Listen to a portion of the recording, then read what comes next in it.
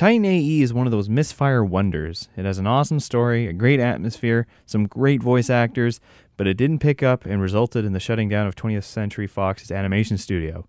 Was it because of the trailer suggested something dark and harrowing like Ghost in the Shell, when it turned out to actually be kind of more of a kids' movie that could appeal to adults?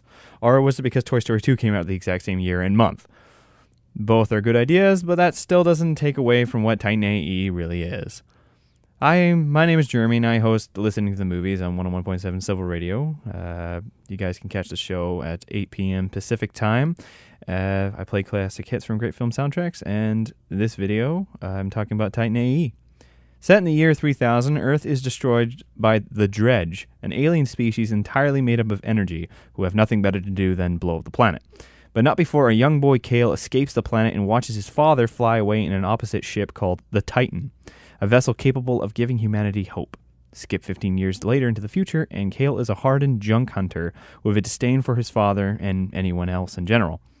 Then comes along Corso, his father's old pal who wants Kale to help him find the Titan. What follows is an adventure of science, self-discovery, awesome planets, and cool space fights. Titan AE was an animation film that took a major risk by incorporating tons of CG. In fact, only 10% of the film was actually hand-drawn animation, and it works so well for the time. It even stands up to CGI animation nowadays. Well, maybe not the Dredge Queen. While the Dredge looked awesome, it really looked like the Queen was lagging hella bad when they were rendering it. Instead of changing it, it seemed that they just said, screw it, and just went with it. Kale's story is mature and cool, and the idea of betrayal amongst the group was a cool twist that I definitely didn't see coming. Maybe there was one too many betrayals, but that doesn't really take away from the film. The soundtrack is truly one of the main reasons I got into soundtracks. I know I say that for a lot of movies, but this is definitely one of them.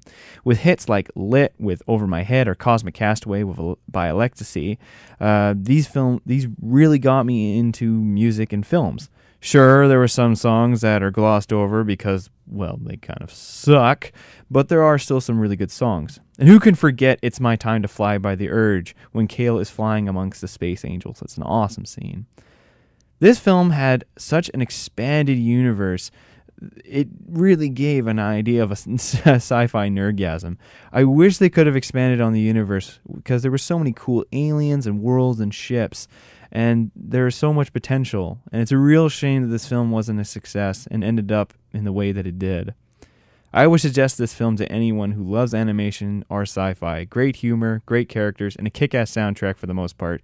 You can't go wrong. Thanks for listening to this, guys. The link for the show recording is in the description below, as well as the Facebook page.